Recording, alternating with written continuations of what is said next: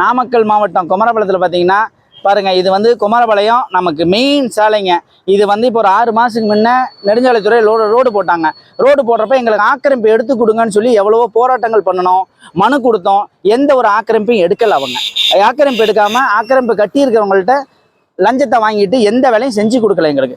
இங்கேருந்து 2 கிலோமீட்டர் எடுத்துக்கிட்டிங்கன்னா குறைஞ்சது நமக்கு 5 அங்கன்வாடி ஸ்கூல் இருக்குது. 1ஆவதுலேருந்து 10ஆவது வரைக்கும் ஸ்கூல் இருக்குங்க. குழந்தைங்க போக்குவரத்து இதில் ரொம்ப இடைஞ்சலாக இருக்குது. இப்போ பாருங்கள், இது வரைக்கும் 3 பேர் இறந்துருக்காங்க.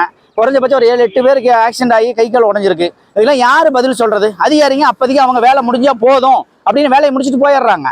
இது எந்த அதிகாரியும் கண்டுக்கிறது இல்லை.